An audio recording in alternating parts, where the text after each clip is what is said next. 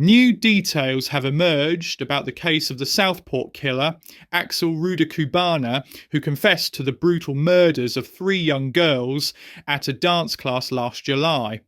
The BBC has reported that just 1 week before the attack, Rudakubana was prevented from returning to Range High School, where he had been expelled 5 years earlier. On July 22nd, his father reportedly stopped him from taking a taxi to the school, intervening as Rudakubana attempted to return wearing the same hooded sweatshirt and surgical mask he wore during the murders 1 week later. Rudakubana, now 18, was referred to the government's Prevent programme 3 times between 2019 and 2021 due to his troubling obsession with violence. Despite these warnings and a history of violent behaviour stretching back to his teenage years, his case was never classified as terror-related by police. On Monday, Rudakubana admitted to stabbing 3 young girls and pleaded guilty to numerous other charges, including the attempted murders of 8 children and 2 adults, producing the biological toxin ricin, and possession of a terror-related training manual.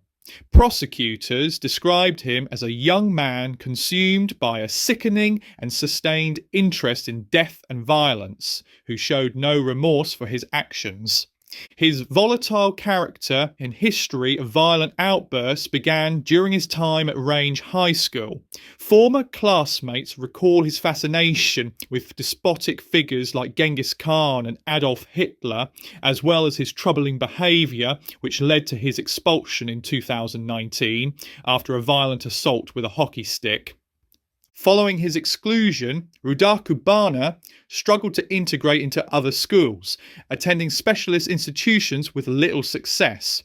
A report from the Lancashire Child Safeguarding Partnership highlighted a pattern of behavioural issues and incidents requiring police intervention. The Home Secretary has now launched a public inquiry into the attacks, pledging to uncover what went wrong and what changes are needed to prevent such tragedies in the future. Shadow Home Secretary Yvette Cooper echoed these calls, emphasising the need for independent answers about the role of Prevent and other agencies involved. Rudakubana's history also includes calls to Childline, where he voiced concerns about racial bullying and expressed violent thoughts. The NSPCC confirmed that his last call was deemed serious enough to notify local authorities, but questions remain about how these warnings were handled. As the public inquiry begins, it is essential to examine the failures that allowed this tragedy to occur. Law enforcement, education, and safeguarding agencies must work together to identify and address warning signs before they escalate into violence.